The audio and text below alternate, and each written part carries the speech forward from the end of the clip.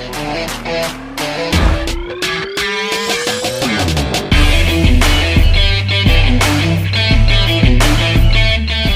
what's happening, everybody? It's your boy DJ HD. I've got a secret for you. I've got a secret you can't tell anyone. It's just between me and you. You can't tell your DJ buddies. You can't tell your best friends. You can't tell your mom, your dad, your girlfriend, your wife. You can't tell anybody. I'm going to tell you about this little controller that's going to be your secret weapon. It's called the Numark NS4FX. It just came out. I've been watching it for weeks. It's been available out in Europe, and now it finally became available in the United States. And I got it as soon as the product hold was lifted. I got it just a few hours ago. It's an almost pro level controller for $550. When I say almost, I mean like it's like 90%, 85% there. It is, I mean, it feels like a 4-channel miniature Rain 1 without the spinning platters. It's that dope. If you're a new DJ or you started off with a bedroom set up like a Pioneer DDJ SB3 or a Hercules or something like that, and you're ready to move up, but maybe you don't have the budget for a $1,500 or $2,000 controller, this is the controller you need to get. I mean, it's a no-brainer. It's got professional features, XLR outputs, a booth out, 2 microphones, metal construction, digital jog wheel. I highly recommend it. You can't lose, and then the price again is only $550. And I'll tell you, even if you are an experienced DJ and you're looking for a backup controller or one that you can stream with, or like in my case, I got it because I DJ online once a week, and I got tired of lugging my moneymaker, my Pioneer DDJ 1000 SRT, in and out, up and down the stairs. So this is perfect. And not all of the budget controllers have the microphone running through the USB. So the sound card here allows me to do that. Professional DJs and newbies, intermediaries, you can definitely benefit from this controller. I'll go ahead and let you check it out. And guys, here is the controller. We're conditioned to having to spend well over $1,000 for a flagship controller, right? Now, there are certain things about this controller that clearly show that it is not flagship, but it's close to flagship. I mean, the features are pretty much what you can expect to see on your top flight Denon, Pioneer, and even Numark controllers. So I do a lot of things, a lot of different things. One of the things that I do is I DJ on an internet radio station weekly, and having to lug my DDJ 1000 SRT Pioneer, setting up, breaking down, it's in this flight case and everything, which is really inconvenient. So having something this small, is very convenient. And again, it has an awesome sound card. It's got XLR inputs or outputs, and it just does exactly what I need. This is metal. I'll get something else so you can feel it. It's not plastic. This is metal. Or if it's plastic, it really feels like metal. But this is a metal top. Very substantial. The jog wheels are smaller than what I've become accustomed to. A DDJ 1000 SRT and a DDJ SZ2. But it actually feels better. It feels better quality, to be honest, than the larger DDJ 1000 SRT. It feels metal. It's got some weight to it.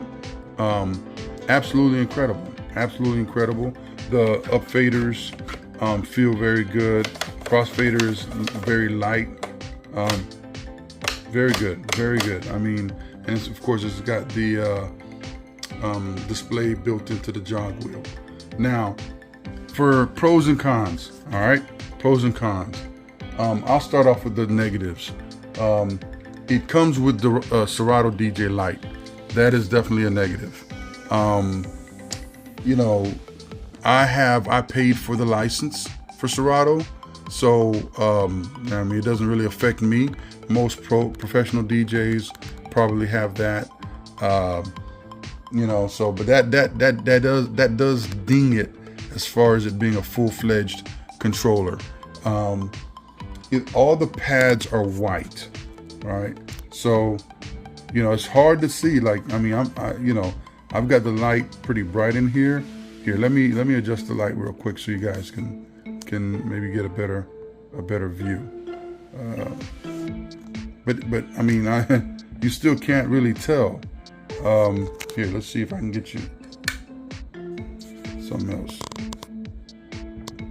You know, you can. I mean, it's hard to see. So you might be DJing and, you know, I've got all my samples loaded.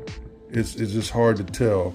I mean, I just got this a few hours ago and I've been playing with it and I made a few mistakes just because I couldn't tell whether I was on cue or sample, which are the two pad effects that I use the most. Speaking of the pads are very stiff. Very, very stiff. You have to press this with some intention in order to activate, like play, pause, cue. You've got to really mean to do it. Whereas with the Pioneers, it's just a lot easier just to you know, play and pause. And something else that I don't like about it. There are no parameter adjustments for your like your samples. There's just no parameter settings. Like I jump between sample banks a lot, you know. So I usually use the parameter adjustments to jump from, you know, bank to bank. Here I have to go up to the laptop and do it. So that's a compromise that I've got to do. So that's a knock against it. I'm nitpicking, guys. I'm nitpicking, trust me. And all the mics are 1/4 inch. So I'll show you the front here. Let's start over here on this side. You've got the 1/4 inch and the 3.5 millimeter headphone jack. And then you've got your metal. You know, this is metal, guys. Just feels so good. You know, this really feels like a non-motorized, smaller Rain 1. This is what it feels like. But as I was saying, the microphones are all 1/4 inch, and then we'll flip around the back mic input, mic 1, and I'll get back to the mic 1 and the aux. But that's also 1/4 inch. And then over here on this side is the booth out, which is RCA. That's a ding on it. You know, that kind of keeps it from being all the way pro. But you do have the XLR outputs for your speakers. You know, that's definitely a plus. They're not RCA main outs. They are XLR. Definitely a plus. So back to the aux and the mic, they share the same channel. That's another ding. That's another ding on this from being a fully pro grade controller. The take this light off. The mic and the aux are on the same channel, so you have to switch between the two. So if you're the type of DJ who does a lot of weddings, like I do, I primarily do weddings. You know, that could be a little bit of a bummer that, you know, you don't have dedicated aux or mic. You have to, you have to share them. So that's another knock on it. And then the mics don't have an EQ. It has a tone, low and high. I mean, that's another knock. So mic 1 has it, and then mic 2 in the front has the same thing. All right. So those are the negatives. All right. The positives, buy this thing. If you are like a beginner DJ, or maybe you started off with like a Pioneer DDJ SB whatever 1, 2, or 3, this is more than a huge upgrade. The only thing that could really I would say is like in this price range and offers a semi-professional feel is the Pioneer DDJ FLX6, or whatever that is.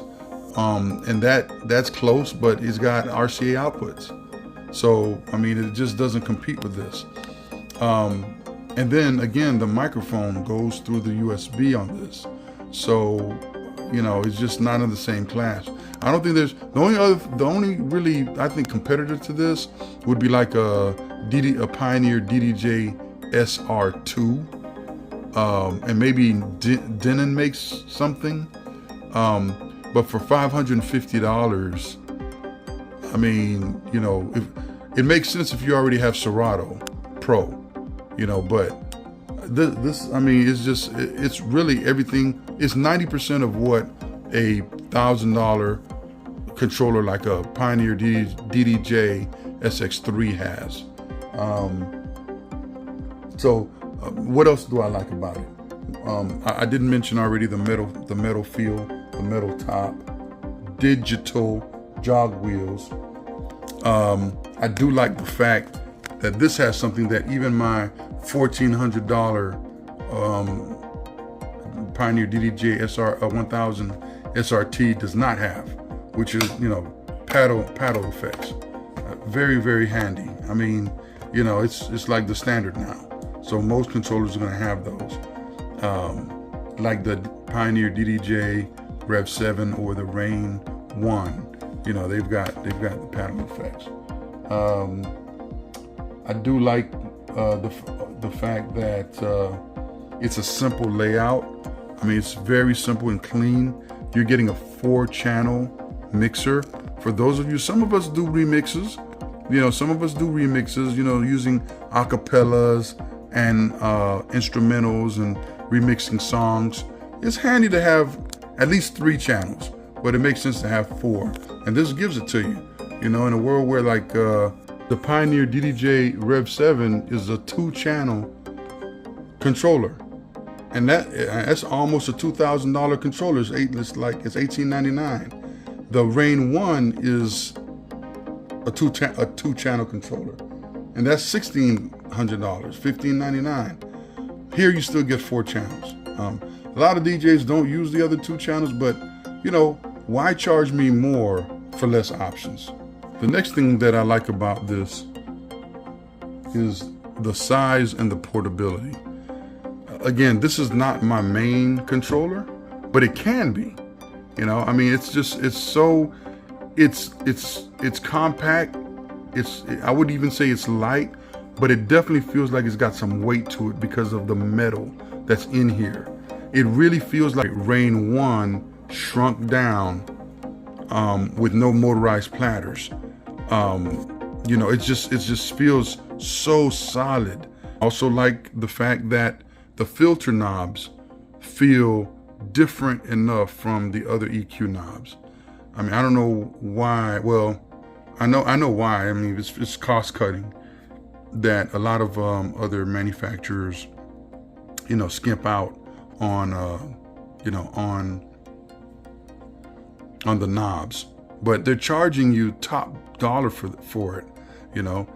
I like the fact that Numark is still giving you value for your dollar.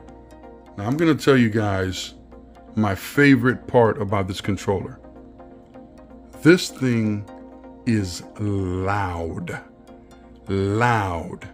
I mean, it's supposed to have like a 24-bit sound card in it. I believe it. It is, I mean, it blasts. I think it's even louder than my 1000 SRT. It definitely feels like, it sounds like it is. But Numarks have been known to do that. Ever since the NS7s, they've put very loud, big sounding sound cards in their controllers. This does not disappoint. I was really surprised at how much headroom this thing has. And really that's like my second favorite feature about this. The first favorite is the price. I mean, you can't beat $550 for all of this. So I definitely highly recommend purchasing this controller. If you're in the market, if you're thinking about it, get it. Don't hesitate. Go ahead and pick it up. It's your boy DJ HD. It's not just a DJ, it's a whole vibe.